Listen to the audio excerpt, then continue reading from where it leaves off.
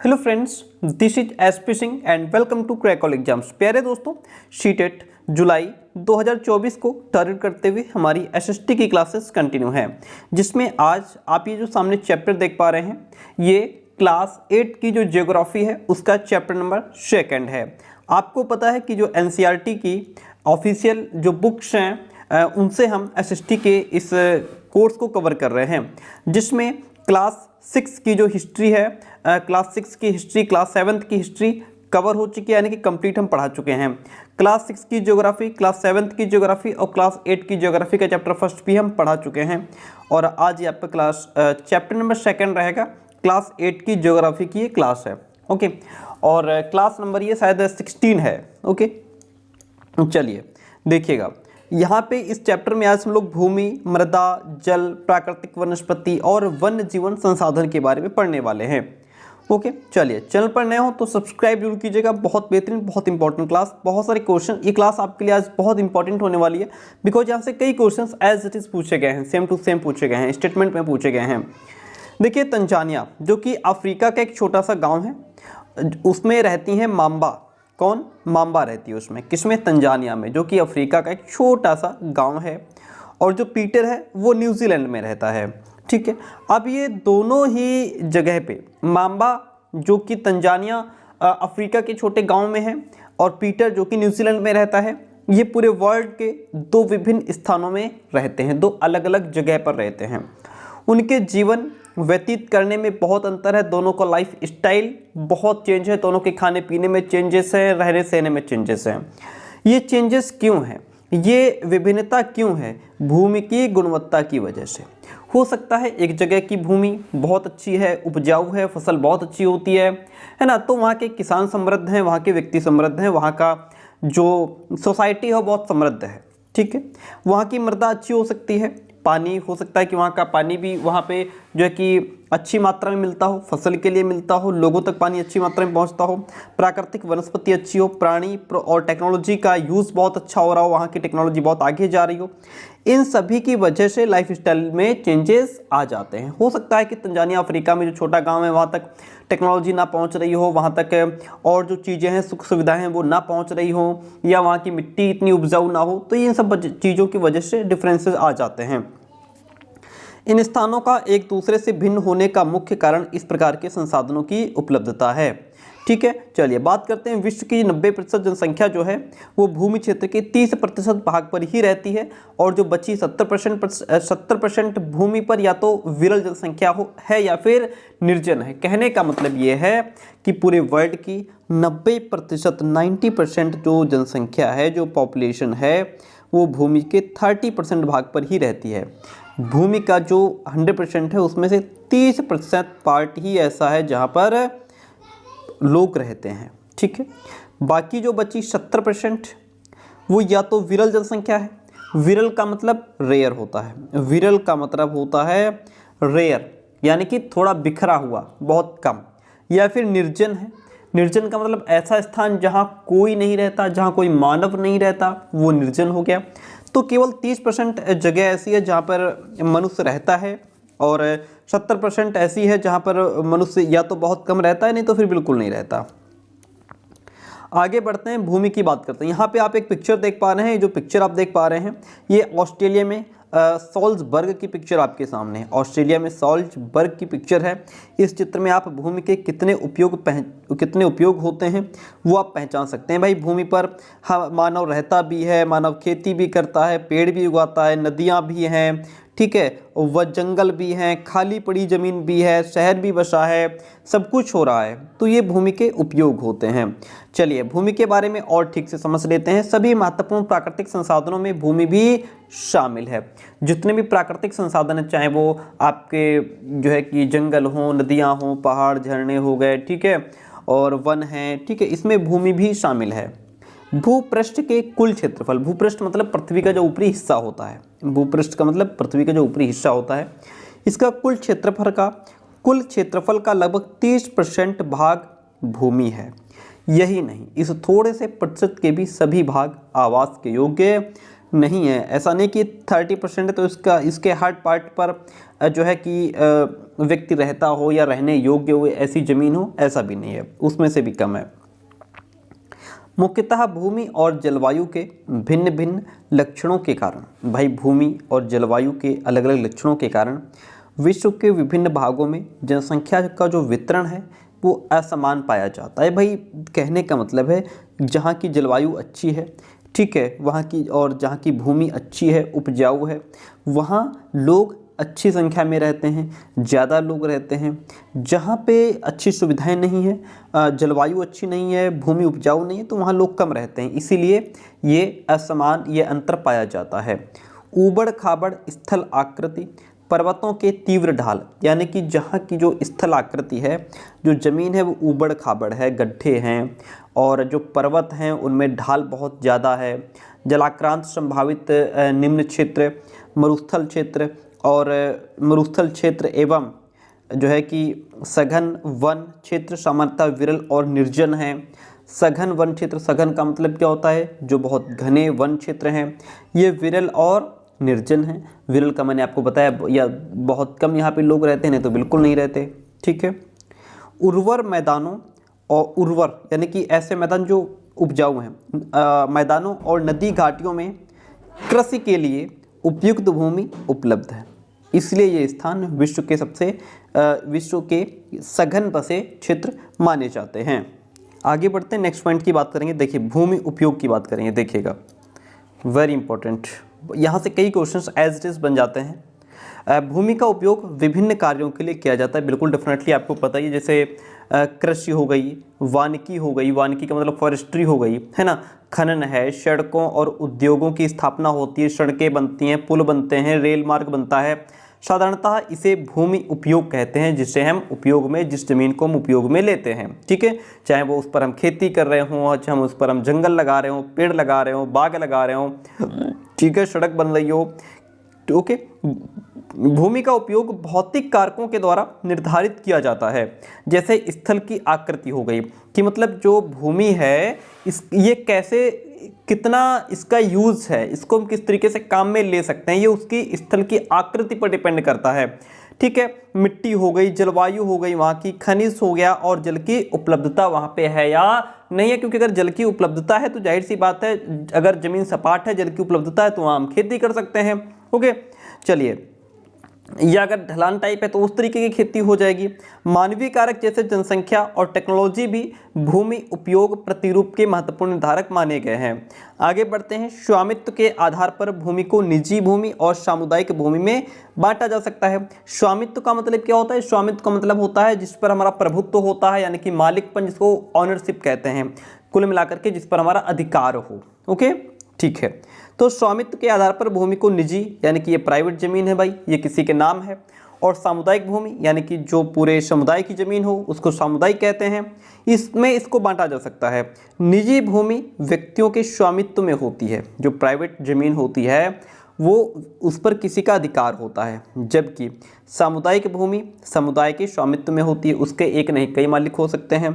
सामान्य रूप से इसका उपयोग समुदाय से संबंधित व्यक्तियों के लिए किया जाता है। ये जो जमीन सामुदायिक जमीन होती है, इसका उपयोग समुदाय से संबंधित जो व्यक्ति हैं उनके उपयोग के लिए किया जा सकता है। जैसे चारा बो दिया भाई, है ना, और फलों के लिए फल लगा दिए, नट है, औषधीय बूटियां हो गई, इसके लिए।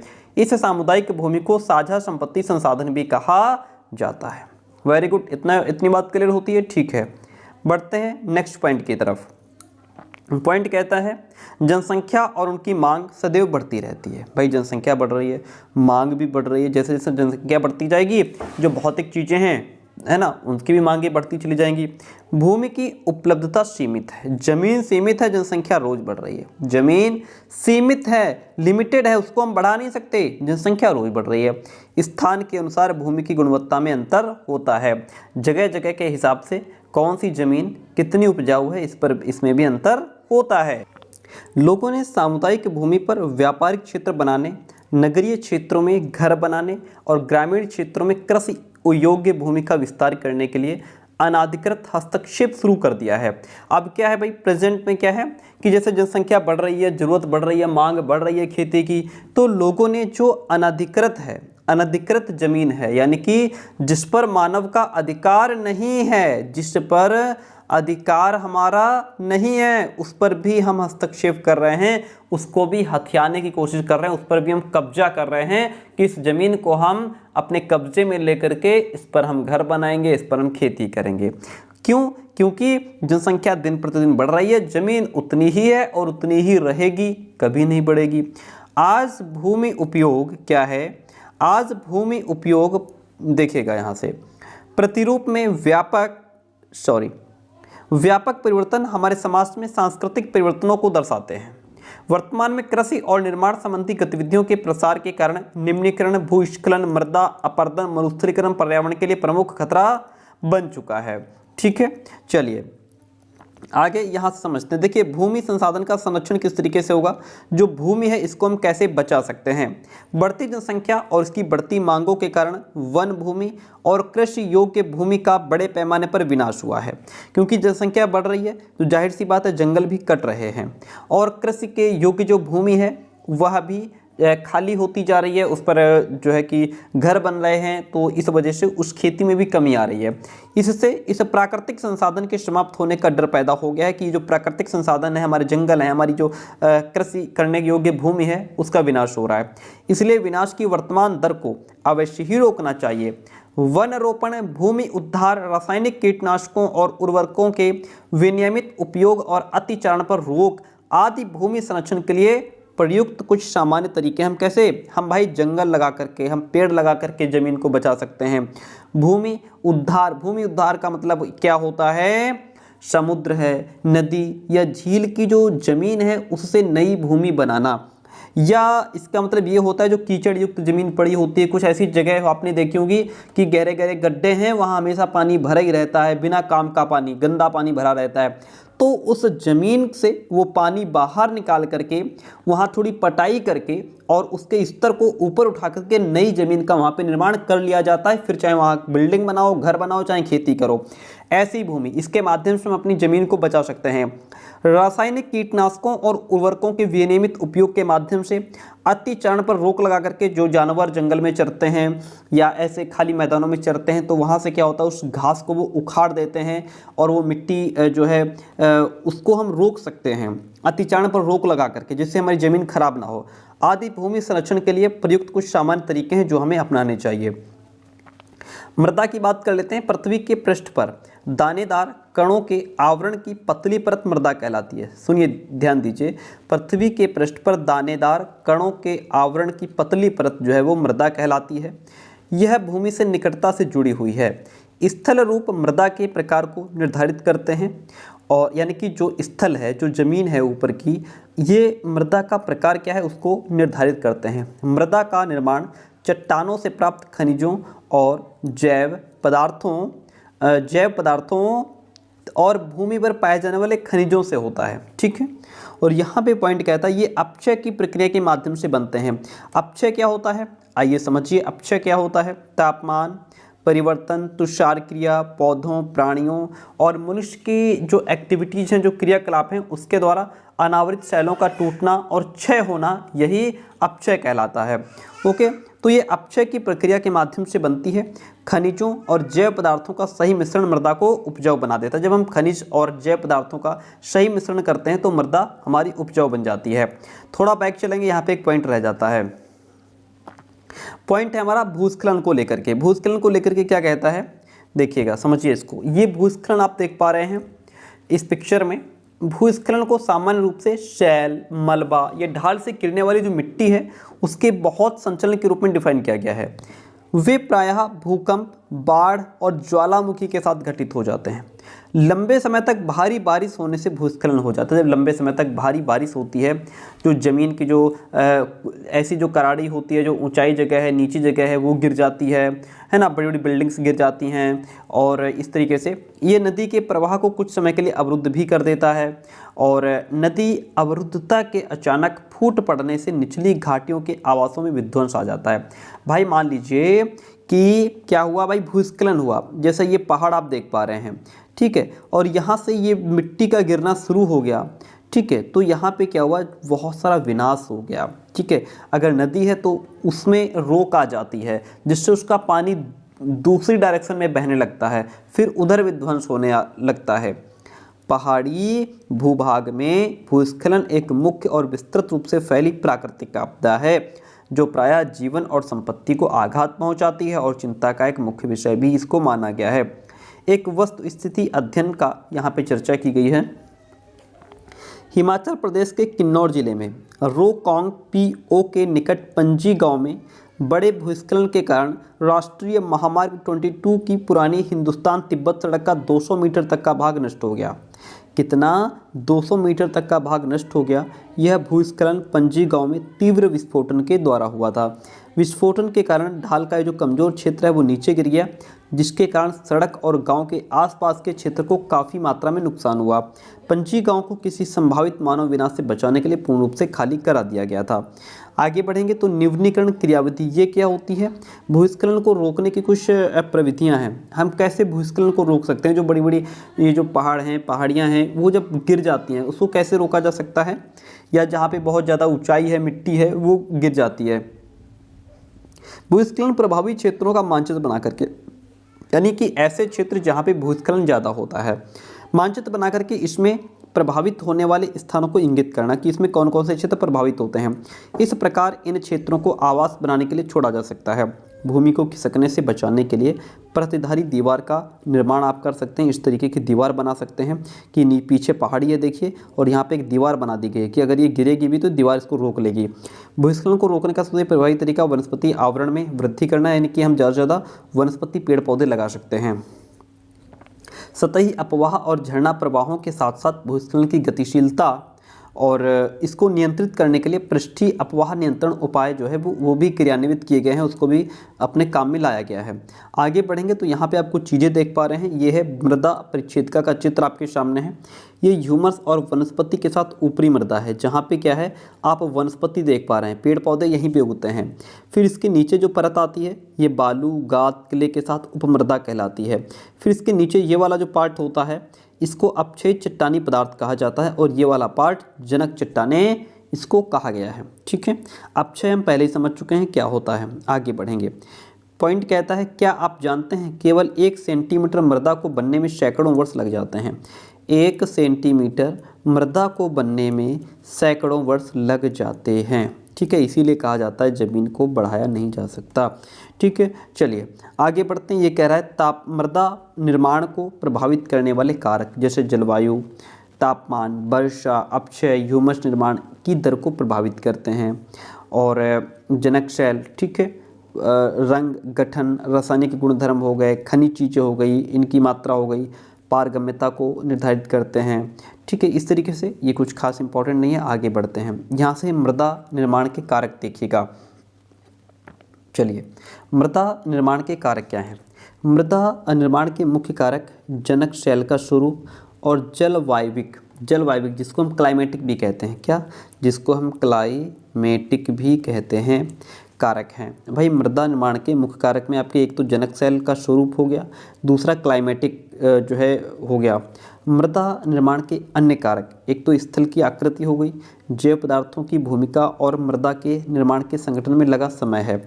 अलग अलग स्थानों में ये भिन्न भिन्न होते हैं। आगे बढ़ेंगे। मृदा का निम्नीकरण और संरक्षण के उपाय क्या हैं। मृदा अपरदन और क्षीणता मृदा संसाधन के 2 मुख्य खतरे हैं। ध्यान दीजिए, एक तो मृदा अपरदन जो होता है, मृदा अपरदन क्या होता है, भूमि की ऊपरी सतह, ध्यान दीजिए मृदा अपरदन क्या होता है, भूमि की ऊपरी सतह पानी या हवा के कारण एक जगह से दूसरी जगह चली जाती है, जिसे मृदा अपरदन या फिर मिट्टी का कटाव कहते हैं। तो ये वही मृदा अपरदन है जहाँ पे मिट्टी क्षीण हो जाती है। ये मृदा संसाधन के 2 मुख्य खतरे हैं। मानवीय और प्राकृतिक दोनों ही कारकों से मृदाओं का निम्नीकरण हो सकता है। भाई मानवीय कारक भी हो सकते हैं, प्राकृतिक कारण भी हो सकते हैं। मृदा के निम्नीकरण में सहायक कारक क्या है। एक तो वनोन्मूलन, हम वन लगा करके मिट्टी को रोक सकते हैं, निम्नीकरण को रोक सकते हैं। अतिचारण, जो पशु चर जाते हैं जमीन को, उससे के माध्यम से रोक सकते हैं। रासायनिक उर्वरकों और कीटनाशकों का अत्यधिक उपयोग, वर्षा दोहन, भूस्खलन और बाढ़, ये सभी जो है कि कारक माने जाते हैं, महत्वपूर्ण कारक माने जाते हैं। मृदा को संरक्षण करने की कुछ विधियाँ हैं। एक तो मल्च बनाना, पौधों के बीच अनावृत भूमि, जैव पदार्थ। अनावृत भूमि का मतलब यहाँ पे ये होता है कि जैसे जो खाली जगह पड़ी है, अनावृत भूमि का मतलब जो खाली जगह पड़ी है, ठीक है, वहाँ पे जैव पदार्थ, जैसे जो जैव पदार्थ हो गए, कुछ पेड़ पौधे हो गए, ठीक है, ऐसे प्रवाल से ढक दी जाती है। इससे मृदा की जैव पदार्थ में आपके जैसे वो क्या कहते हैं, पत्ते वगैरह होते हैं, उनसे इसको ढक दिया जाता है, तो उससे प्रवाल से ढक दी जाती है। प्रवाल का मतलब ये होता है नया और मुलायम पत्ता, जिसको कोपल कहा जाता है, ढक दी जाती है। इससे मृदा की जो आर्द्रता है, नमी जो है वो रुकी रहती है। इतनी बात क्लियर होती है। वेरी गुड, आगे बढ़ेंगे। यहाँ पे आप वेदिका फॉर्म के माध्यम से खेती की जाती है। ये समोच्च रेखीय जुताई है। ये किस तरीके की जुताई है? ये समोच्च रेखीय जुताई आप ये देख पा रहे हैं, ठीक है। चलिए आगे बढ़ते हैं, इसी के बारे में आगे समझते हैं। पॉइंट हमारा नेक्स्ट कहता है, देखिए आपके सामने लिखा है वेदिका फॉर्म। क्या लिखा है? वेदिका फॉर्म। जैसा कि आप इस पिक्चर में वेदिका फॉर्म को देख भी सकते हैं। ओके, चलिए आपसे पूछ लेगा वेदिका फॉर्म क्या है। देखिए या स्टेटमेंट दे देगा तो फिर आप कंफ्यूज हो जाएंगे कि वेदिका फॉर्म क्या है। चौड़े समतल सोपान अथवा वेदिका तीव्र ढालों पर बनाए जाते हैं। कहाँ पे? तीव्र ढालों पर। जैसा कि आप इसमें देख सकते हैं कि यहाँ पे कितनी ज़्यादा ढाल है। ये देखिए कितनी ज़्यादा यहाँ पे ढाल है इस जगह पर, इस कंडीशन में। यहाँ देखिए कितनी ऊंचाई है और यहाँ कितनी गहराई है। तो ये यहाँ पे बनाए जाते हैं जहाँ बहुत ऊंचाई होती है, ठीक है। तो तीव्र ढालों पर बनाए जाते हैं ताकि सपाट सतह फसल उगाने के लिए उपलब्ध हो जाए। इनसे पृष्ठीय प्रवाह और मृदा अपरदन कम हो जाता है। समोच्च रेखीय जुताई किस तरीके से होती है? अभी आपने इस पिक्चर में देखा, ये समोच्च रेखीय जुताई कहलाती है। इस तरीके की जो जुताई है वो क्या कहलाती है? समोच्च रेखीय जुताई कहलाती है। आगे बढ़ेंगे तो देखिएगा, एक पहाड़ी ढाल पर समोच्च रेखाओं की समानांतर जुताई ढाल से नीचे बहते जल के लिए एक प्राकृतिक अवरोध का निर्माण करती है। एक प्राकृतिक अवरोध है कि नेचुरल, उसमें एक रोक बनाने की कोशिश करती है। फिर आता है रक्षक मेखलाएं। तटीय प्रदेशों और शुष्क प्रदेशों में पवन गति रोकने के लिए वृक्ष कतारों में लगाए जाते हैं, यानी कि हवा की गति, ठीक है, एयर के जो स्पीड है उसको रोकने के लिए, कम करने के लिए इस कतार में वृक्ष लगाए जाते हैं। एक लाइन में सीधे से वृक्ष लगाए जाते हैं, जिससे कि जब इधर से हवा आएगी बहुत तेज तो ये पेड़ जो है उस हवा को रोकने का काम करेंगे, और इस ज़मीन में जो हवा लगेगी वो फिर कम लगेगी तो, लेकिन कम लगेगी। अगर पेड़ ना होते तो बहुत तेज यहाँ पे हवा लगती और यहाँ से क्या होता, मिट्टी को उड़ा करके हवा दूसरी जगह ले जाती। लेकिन जब पेड़ लगा दिए गए तो हवा स्लो हो जाएगी और मिट्टी उड़ेगी नहीं। इसीलिए क्या किए जाते हैं, ये जो वृक्ष हैं उनको कतारों में लगाया जाता है ताकि मृदा आवरण को बचाया जा सके। इतनी बात क्लियर होती है, ठीक है। समोच्च रेखीय रोधिकाएं क्या होती है? समोच्च रेखाओं पर रोधिकाएं बनाने के लिए पत्थर का यूज़ करते हैं, घास का यूज़ करते हैं, मिट्टी का प्रयोग किया जाता है। रोधिकाओं के सामने जल एकत्र के लिए खाइयाँ बनाई जाती हैं। कुछ जैसे कि थोड़ी ऊंचाई हो गई, इसके नीचे थोड़ी खाई बना दी गई, फिर ऊंचाई है, फिर खाई बना दी गई, इस तरीके से, ठीक है। चलिए आगे बढ़ेंगे और यहाँ से हम समझेंगे चट्टान बांध के बारे में। बहुत इंपॉर्टेंट, बहुत ही महत्वपूर्ण क्लास है। चट्टान बांध के बारे में समझिए एक एक पॉइंट। यह जल के प्रवाह को कम करने के लिए बनाए जाते हैं। चट्टान बांध क्यों बनाए जाते हैं भाई? जो जल का प्रवाह है, जो पानी बह रहा है, उसको कम करने के लिए चट्टान बांध बना दिए जाते हैं। यह नालियों की रक्षा करते हैं और मृदा क्षति को रोकने का काम करते हैं। बीज की फसल उगाना। बीज की फसल उगाने का मतलब यहाँ पे ये है कि जैसे वर्षा दोहन से मृदा को सुरक्षित रखने के लिए अलग अलग समय पर भिन्न भिन्न फसलें एकांतर कतारों में उगाई जाती हैं। क्या अलग अलग समय पर आप अलग अलग प्रकार की फसलें उगा रहे हैं।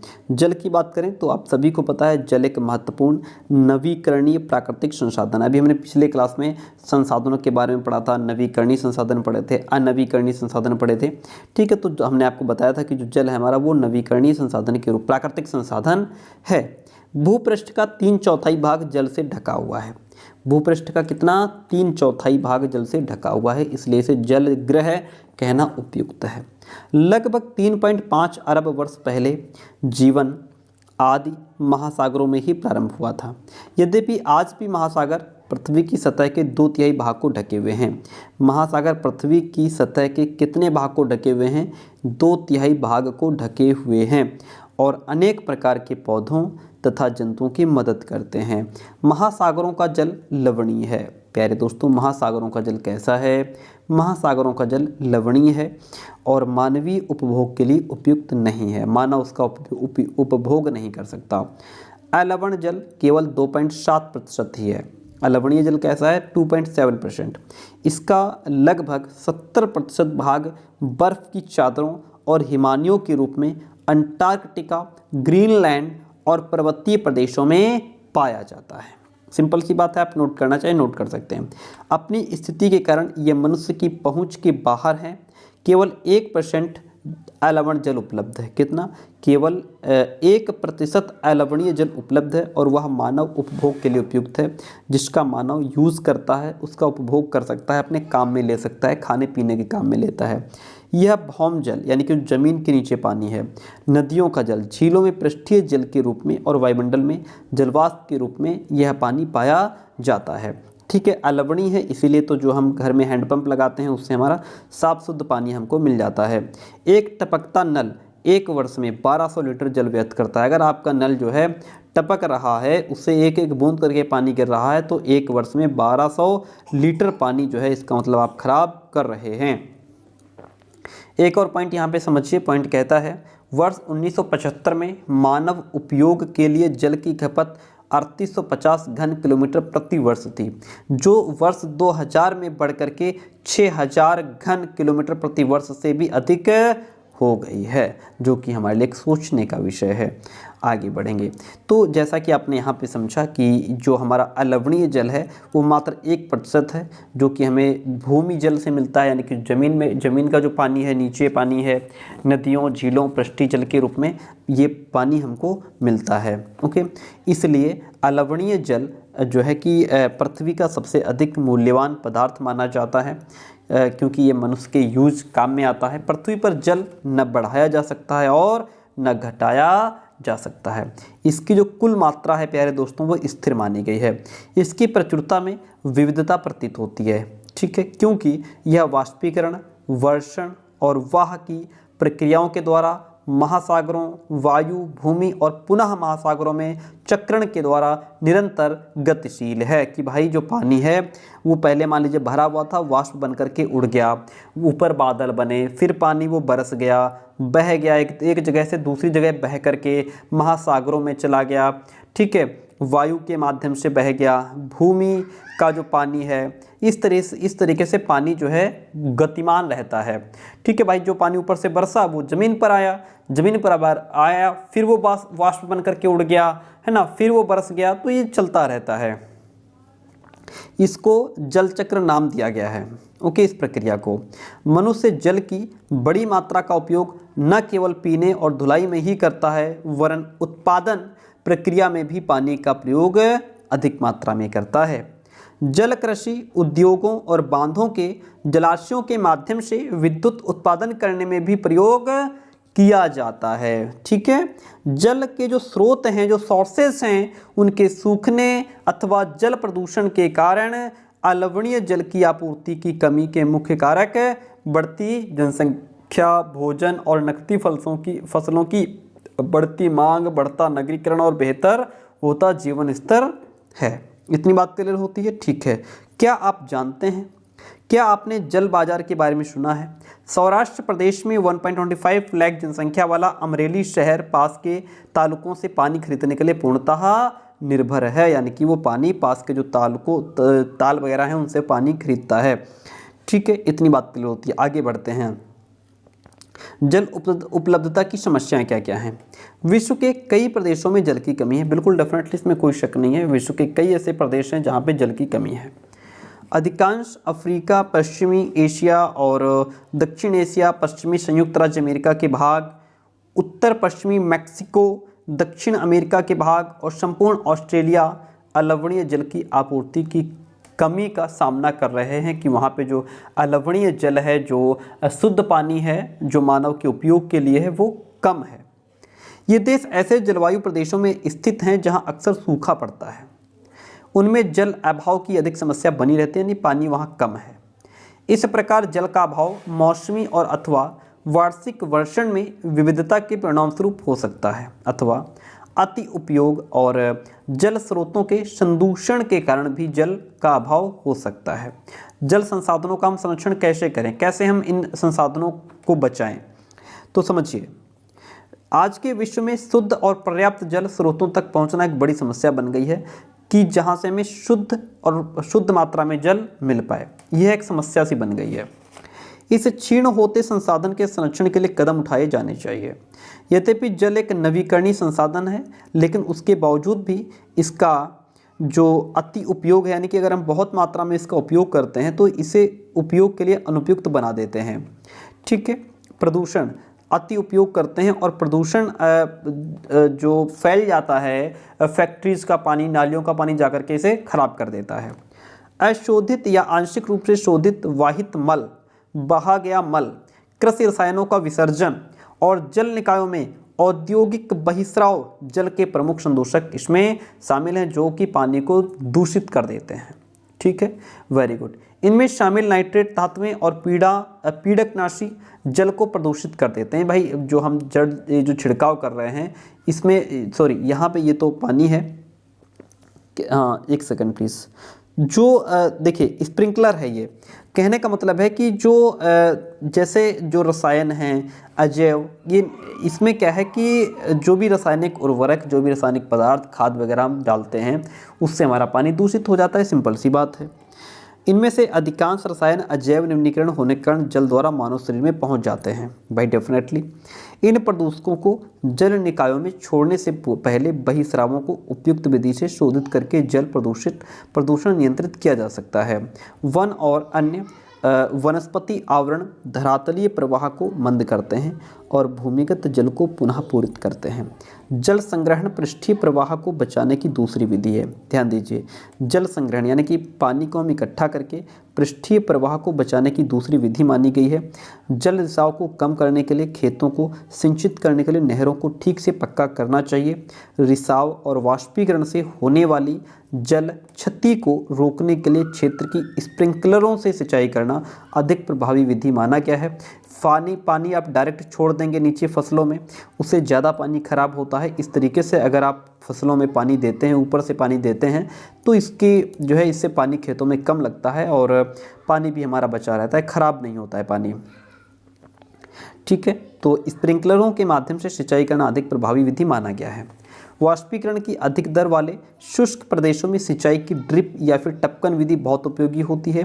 सिंचाई की इन विधियों को अपना करके बहुमूल्य जल संसाधन को संरक्षित किया जा सकता है। वेरी गुड, आगे बढ़ते हैं। अब यहाँ से हम बात करेंगे प्राकृतिक वनस्पति और वन्य जीवन की, जो कि यहाँ से हमारी शुरू होता है। अच्छा, एक पॉइंट है, पहले इसको हम समझ लेते हैं। देखिए, क्या आप जानते हैं अपने घर की छत पर वर्षा जल एकत्र करके, जो बारिश का पानी है उसको हम इकट्ठा करके इस जल का संग्रहण करना एवं विभिन्न उत्पादक उपयोगों में लाना वर्षा जल संग्रहण कहलाता है। भाई हमने अपने छत पर पानी इकट्ठा किया, फिर उसको हम यूज़ कर रहे हैं, उसको फिल्टर करके यूज़ कर रहे हैं, तो ये जल संग्रहण कहलाता है। औसतन 2 घंटे की जो बारिश होती है उसका एक दौर 8000 लीटर जल बचाने के लिए काफ़ी है। ओके, वेरी गुड, आगे समझते हैं यहाँ से पॉइंट। ये आप देख पा रहे हैं, ये रेशम कीट है प्यारे दोस्तों। क्या है ये? रेशम कीट की पिक्चर आपके सामने है। चलिए यहाँ से शुरू करते हैं। प्राकृतिक वनस्पति और वन्य जीवन केवल स्थलमंडल, जलमंडल और वायुमंडल के बीच जुड़े एक संकरित क्षेत्र में ही पाए जाते हैं, जिसे हम जैव मंडल कहते हैं। और जैव मंडल में क्या है? इसमें सभी जीवित जातियां जीवित रहने के लिए एक दूसरे से परस्पर संबंधित और निर्भर रहती हैं। इस जीवन आधारित तंत्र को हम पारितंत्र कहते हैं। क्या नाम दिया गया है? पारितंत्र। वनस्पति और वन्य जीवन बहुमूल्य संसाधन है। वनस्पति और वन्य जीवन जो है ये बहुमूल्य संसाधन होते हैं। पौधे हमें इमारती लकड़ी देते हैं। पौधे कैसी लकड़ी देते हैं? इमारती लकड़ी। प्राणियों को आश्रय देते हैं, ऑक्सीजन उत्पन्न करते हैं जिसमें हम सांस लेते हैं, फसलों को उगाने के लिए आवश्यक मृदा की सुरक्षा करते हैं, रक्षक मेखला के रूप में काम करते हैं, भूमिगत जल के संग्रह में सहायता करते हैं, हमें फल, लैटेक्स, तारपीन का तेल, गोंद, औषधीय पौधे और कागज़ भी प्रदान करते हैं, जो आपके अध्ययन के लिए अत्यधिक आवश्यक होता है। भाई कागज़ नहीं होगा तो हम कैसे पढ़ेंगे? ओके। पौधों के असंख्य उपयोग हैं, उनमें आप कुछ और जोड़ सकते हैं। भाई बहुत सारे उपयोग हैं, कितना ही आप ऐड करते चले जाओ। वन्य जीवन के अंतर्गत जंतु, पक्षी, कीट एवं जलीय जीव के रूप में आते हैं। उनसे हमें दूध, मांस, खाल और ऊन भी प्राप्त होती है। कीट जैसे कि मधुमक्खी हमें शहद देती हैं, फूलों के परागण में मदद करती हैं। कौन? मधुमक्खी। और परितंत्र में अपघटक के रूप में एक महत्वपूर्ण भूमिका भी निभाती हैं। चिड़ियाँ, बर्ड्स आपने देखी होगी, बहुत सारी कई प्रकार की चिड़िया आपने देखी होगी, अपने भोजन के लिए कीटों पर निर्भर हैं। ये छोटे छोटे कीटों को मार के खा जाती हैं और अपघटकों के रूप में काम करती हैं। ठीक है। गिद्ध मृत जीव जंतुओं को खाने के कारण एक अपमार्जक है। जो गिद्ध है वो मृत जीव जंतुओं को खाने के कारण एक अपमार्जक है और पर्यावरण का एक महत्वपूर्ण शोधक समझा जाता है गिद्ध। ठीक है, जिसको पहले सफाई कर्मचारी भी कहा जाता था। यहाँ पे पिक्चर आप देख सकते हैं, ये क्या है? ये किलकिला है, किंगफिशर जिसको हम कहते हैं। यह भी एक क्या है? चिड़िया है। ठीक है। और देखिए यहाँ पे एक पुश पॉइंट लिखा हुआ है, इसको समझिए। भारतीय उपमहाद्वीप में जिन पशुओं का उपचार डिक्लोफिनैक, एस्प्रिन अथवा इबुप्रोफेन जैसे पीड़ानाशी से किया जाता था, उपमहाद्वीप जिन पशुओं का उपचार, जिनकी दवाई, जिनको ठीक किया जाता था, ठीक है, डिक्लोफिनैक, एस्प्रिन या फिर इबुप्रोफेन जैसे पीड़ानाशी से किया जाता था, उनके अपमार्जन उपरांत गिद्ध किडनी खराब होने से मर रहे थे। पशुओं पर इन औषधियों के उपयोग करने पर प्रतिबंध लगाने के प्रयास किए जा रहे हैं तथा आरक्षित स्थान पर गिद्ध के प्रजनन के प्रयास भी किए जा रहे हैं कि गिद्ध का प्रजनन होना चाहिए, उससे और गिद्ध बढ़ें ताकि जो है कि गिद्धों की संख्या कम ना हो। ओके, आपने चिड़िया को देख लिया। यहाँ पे चिड़िया की हम लोग बात कर रहे थे, ये भी हमारे लिए इंपॉर्टेंट है। घास स्थल और वन भी हमारे लिए इंपॉर्टेंट है। वेरी गुड, आगे बढ़ेंगे। प्राकृतिक वनस्पति का वितरण की बात करेंगे। देखिए, वनस्पति की वृद्धि मुख्य रूप से तापमान और आर्द्रता पर निर्भर करती है। विश्व की वनस्पति के मुख्य प्रकारों को 4 वर्गों में रखा जा सकता है। विश्व की वनस्पति को कितने प्रकारों में रखा जा सकता है? 4। एक तो वन, घास स्थल, गुल्म और टुंड्रा। वेरी गुड, आगे बढ़िए। ठीक है, बहुत बढ़िया। यहाँ पे आप एक अजगर देख सकते हैं जो कि यहाँ पे आराम कर रहा है, वन में है, ये जंगल में है अजगर। ओके, ये सभी चीज़ें हमारे लिए इंपॉर्टेंट हैं। अजगर भी है, हाँ अजगर भी है। देखिए, भारी वर्षा वाले क्षेत्रों में विशाल वृक्ष उग सकते हैं। जहाँ भारी बारिश होती है, जहाँ पे अधिक बारिश होती है, वहाँ बड़े बड़े वृक्ष उग जाते हैं और बड़े भी हो जाते हैं। इस प्रकार वन प्रचुर जल आपूर्ति वाले क्षेत्रों में ही पाए जाते हैं। ठीक है, जो जंगल है वो प्रचुर मात्रा में ऐसी जगह पाए जाते हैं जहाँ बारिश मतलब भर होनी चाहिए। जैसे जैसे आर्द्रता कम होती है, नमी कम होती चली जाती है, वैसे वैसे वृक्षों का आकार, उनकी सघनता कम होती जाती है क्योंकि उनको पर्याप्त मात्रा में पानी नहीं मिलता। सामान्य वर्षा वाले क्षेत्रों में छोटे आकार वाले वृक्ष और घास उगती है। सामान्य वर्षा वाले क्षेत्रों में जो है छोटे आकार वाले वृक्ष, और जहाँ बारिश कम होती है, ठीक है, सामान्य तौर पर बारिश होती है, वहाँ पे छोटे आकार वाले वृक्ष उगते हैं, घास पैदा होती है, जिससे विश्व के घास स्थलों का निर्माण भी होता है। कम वर्षा वाले शुष्क प्रदेशों में कंटीली झाड़ियाँ और गुल्म उगते हैं, जहाँ पे बारिश कम होती है। ध्यान दीजिए, आपसे क्वेश्चन पूछ सकता है कि सामान्य जहाँ बारिश होती है वहाँ किस तरीके के जो है पेड़ पौधे उगते हैं, सामान्य बारिश वाला क्षेत्र और कम बारिश वाला क्षेत्र, इसमें आप ध्यान रखिएगा। तो कम बारिश वाले शुष्क प्रदेशों में कंटीली झाड़ियाँ एवं गुल्म उगते हैं। इस प्रकार के क्षेत्रों में पौधों की जड़ें गहरी होती हैं। वाष्पोत्सर्जन से होने वाली आर्द्रता की हानि को घटाने के लिए इन पेड़ों की पत्तियां कांटेदार और मोमी सतह वाली होती हैं। ठीक है, शीत ध्रुवीय प्रदेशों की टुंड्रा वनस्पति में मांस और लाइकेन भी सम्मिलित है। Very good. पिछली 2 शताब्दियों में विश्व में जितने लोग थे इस समय उनसे कहीं अधिक लोग हैं। पिछली 2 शताब्दियों में विश्व में जितने लोग थे इस समय उनसे कहीं अधिक लोग हैं। बढ़ती जनसंख्या के पोषण के लिए, फसलों को उगाने के लिए वनों के विशाल क्षेत्रों से वृक्ष काट दिए गए हैं। विश्व भर में वनों का आवरण तेजी से समाप्त हो रहा है। इस बहुमूल्य संसाधन के संरक्षण की तुरंत आवश्यकता है हमको, है ना। चलिए, यहाँ पे एक पिक्चर आप देख सकते हैं, स्कूल में छात्रों के द्वारा वनों पर बनाया गया एक कोलाज है जो कि वनों पर आधारित है। चलिए, नेक्स्ट आप पिक्चर देख सकते हैं। सुनामी के पश्चात ग्रेट निकोबार के वर्षा प्रचुर वन में क्षति हुई है। ओके, देखिए, प्राकृतिक वनस्पति और वन्य जीवन का संरक्षण किस तरीके से कर सकते हैं हम। जाहिर सी बात है, वन हमारी संपदा है। पौधे जंतुओं को आश्रय प्रदान करते हैं और साथ ही पारितंत्र को भी अनुरक्षित करते हैं। जलवायु में परिवर्तन और मानव हस्तक्षेप के कारण पौधों और जंतुओं के प्राकृतिक आवास नष्ट हो सकते हैं। बहुत सी जातियां असुरक्षित या फिर संकट की अवस्था में आ सकती हैं और कुछ लुप्त होने की कगार पर भी हैं।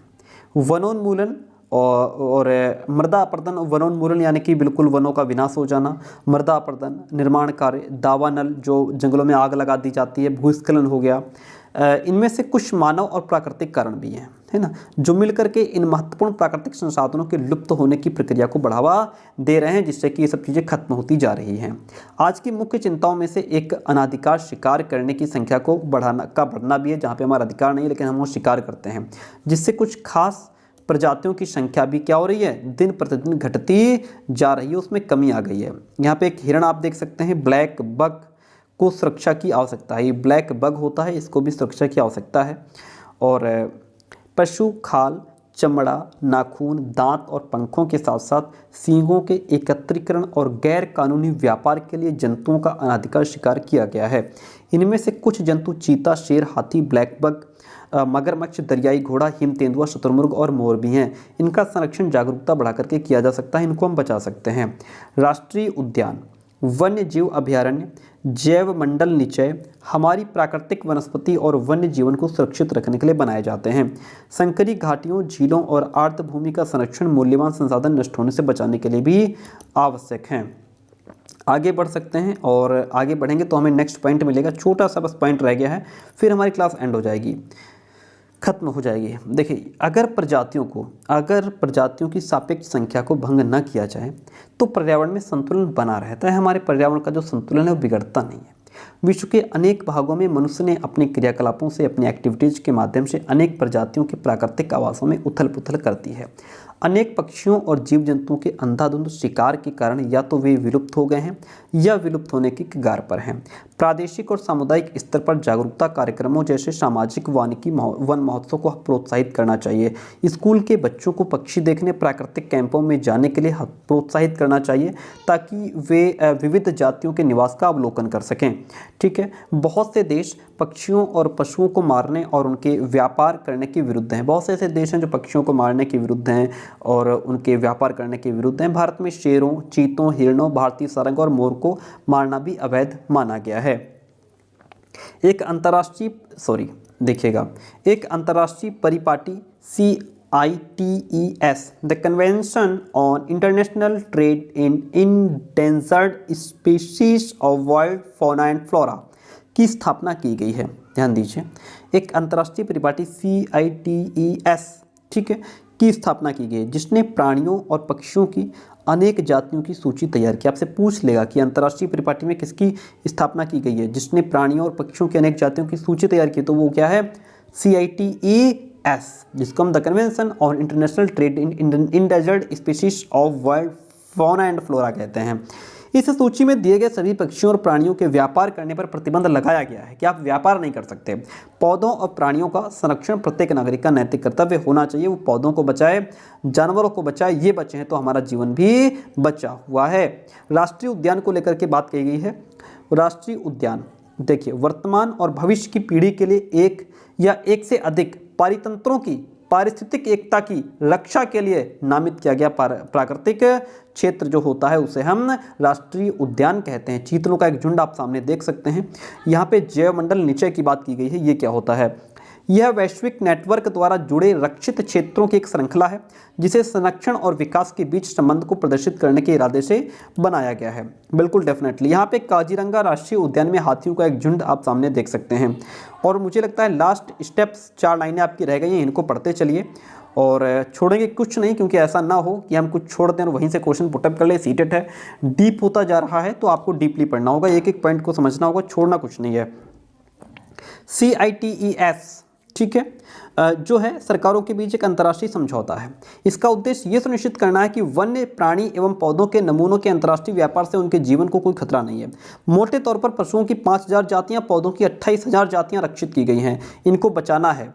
भालू, डॉल्फिन, कैक्टस, प्रवाल, ऑर्किड और एलो के कुछ उदाहरण हैं जिनको इसमें रखा गया है। तो ये रही आज की क्लास। कैसी रही कमेंट करके जरूर बताइएगा। और जो है कि यहाँ से स्टेटमेंट तरीके से क्वेश्चंस पूछे जाते हैं, कई क्वेश्चंस पूछे गए हैं। अभी हम जब PYQ कराएंगे तो उसमें हम आपको बताएंगे कि यहाँ से किस तरीके से क्वेश्चंस पूछे गए हैं।